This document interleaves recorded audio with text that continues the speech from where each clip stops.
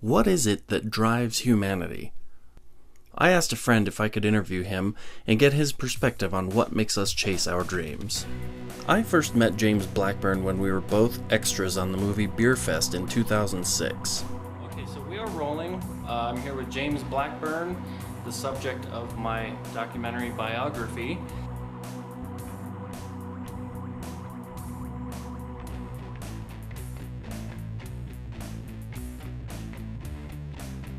James, tell me what it is you love about filmmaking. I think it's similar to music to me. How you can construct something from pieces that you gather, and when you put it all together, it's like, like almost making a pie or a cake. With all those ingredients together, you come up with some sort of magical thing at the end. I wanted to get a little bit of a background of his life to see how filmmaking had entrenched itself so firmly in his psyche. I was born in Bedford, Indiana. I moved to the Chicago area, then I moved to Tampa, Florida, and then we moved back to the Chicago area, and then back to Indiana, and then we moved back to Chicago area again. You moved around a lot. Must have been kind of hard to maintain a steady group of friends. It was like every school year I would be in a different school, and I'd have a new set of brand new friends, and I'd be like, "You're my best friend in the world," and then we'd move and I'd never see them again. My mom was a single mom most of the time with 3 young boys, and we struggled. We were a welfare family. What did movies mean to you growing up? For me, movies and television, they both meant the same thing. I learned a lot of valuable lessons growing up watching shows like The Brady Bunch. Even though it was just a sitcom and it was a comedy, there were still lessons, life lessons in there about teaching you to be a better person, not to smoke, things like that. So I consider movies a babysitter in some ways when I was a kid, but they were also an escape. Movies and television were 90 minutes. You could watch a movie and not be in your own life for a little bit.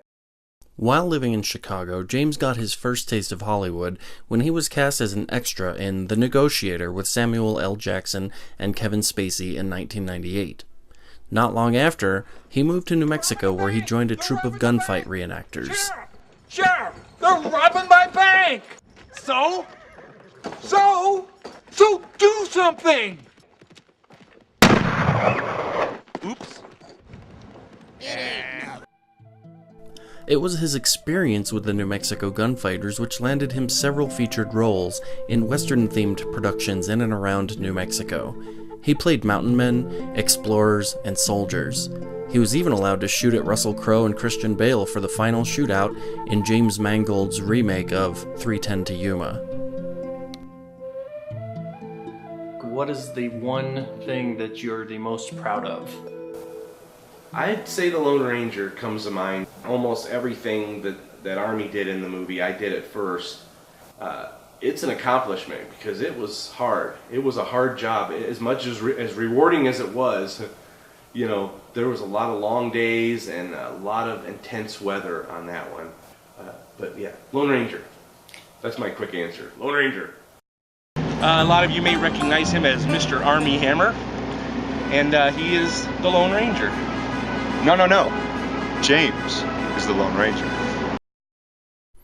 James wrote, directed, produced, and starred in a feature-length stoner comedy called The 420 Movie.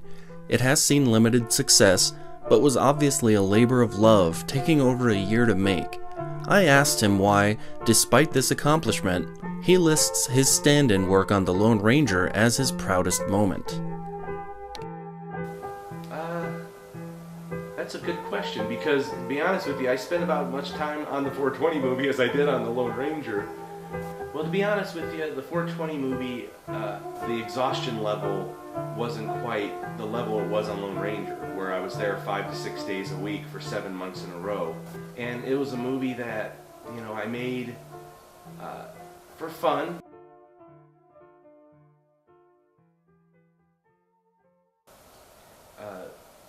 The reason why I got into the movie business was I hoped to achieve immortality in a way.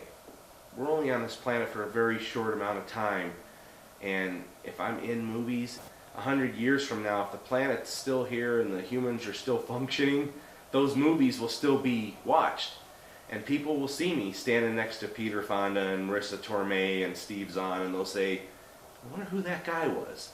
And maybe they won't know my name, but I'm preserved permanently on film now. And then I also got to be one of Marissa Tomei's men.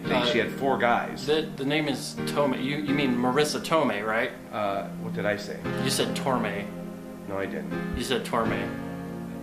This interview's over. I didn't say that.